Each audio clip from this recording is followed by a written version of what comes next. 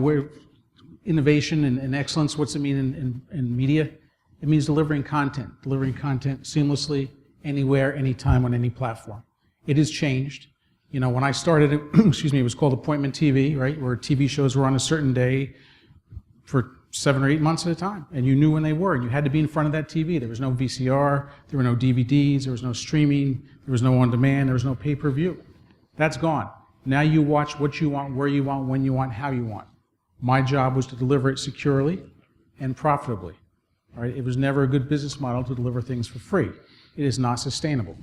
People love it, the consumer loves it, my teenagers love it, but it doesn't put food on the table. Delivering things securely, it's a double-edged sword. You want them to be delivered securely so they can't be pirated. However, if you overburden the process with too much security, people say screw it, and they go find the content somewhere else with less barriers to entry. So it's kind of finding that fine line between making it secure but not overly burdensome. So that is operational excellence. But what I find interesting is in IT we talk about operational excellence. That should be a given. Just like when you walk in a room, you turn a light switch on, you expect the lights to come on. When you turn on a faucet, you expect water to deliver. When you get on an airplane, you expect it to land safely.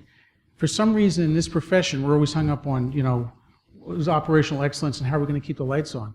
We're beyond that. The year 2015 is like a month and a half away. I think as an industry, as a profession, we have to say, okay, that's done. That's a given.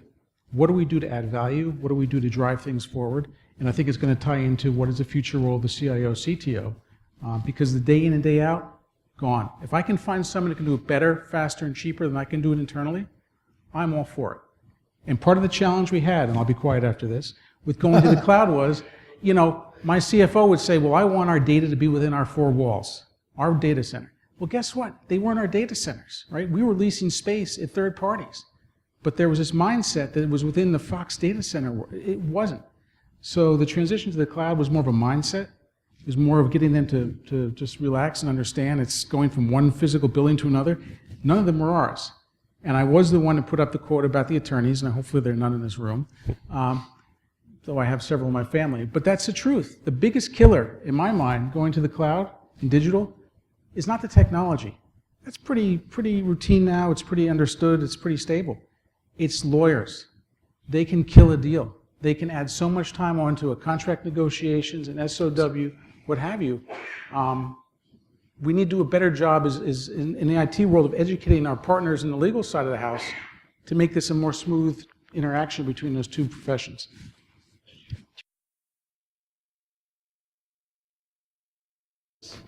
I think there's a complete redefinition. So I love the way that you're outlining it. If you try to define it in those traditional ways, you're going to be looking for work in a few years. We think that there is a muddled middle that people are stuck in, and the CIO and CTO role are going to go like this very quickly. And so, operational excellence for a CIO is how do you make a new digitized business process work? How do you drive a digital business throughout the company? That's a very different definition than is the SAP system up and running. So I think Bill gave some wonderful data, but to just support it with one anecdote. It was with a European car manufacturer. If you name the top 5 car makers in Europe, you'll name this company. Their CIO about a year ago had what he referred to as the intervention. And the intervention was the CEO and a few other members of the team came and said, this is nuts. We have our customers literally captive in one of our machines for hundreds of hours a year, and we know nothing about them. And all we tell them is how much fuel they have and how fast they're going, and that doesn't make any sense to us anymore. So we wanted to do 2 things. We want to create the fully instrumented digital car to have this immersive, one-to-one, highly personalized, curated driving experience, as if they're sitting within an iPad, and that car knows exactly who they are and how they drive and what they're trying to do. And then they wanted to also get into the sharing economy of almost Zipcar on steroids, where people could just not own a car, but actually in large cities, just rent one, walk down the street with their iPhone. They would say, here's where a car is. Do you want to drive this one? And they could just walk up, open it up, and take off.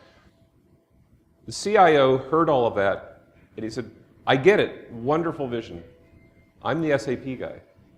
I don't know how to do any of that. because what that entails is true consumer design, and I don't have the designers on staff to do that. This requires massive levels of data science to get to that one-to-one relationship and do that on a global basis. We don't have the skill set to do that. And in terms of the technology, we really don't understand IoT and how to build secure IoT and how to instrument that car, so forth and so on.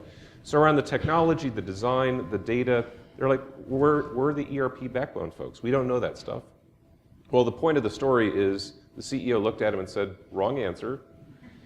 And I'm going to give you 4 months to give me a very different answer.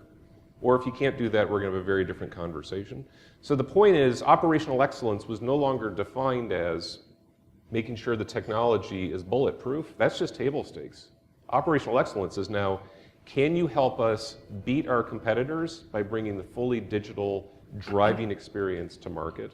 And we see that in spades. That's happening in every industry, and I think that's where Bill was describing. You know, the experimentation around the technology is over, and now it's how do we apply this to make businesses run differently?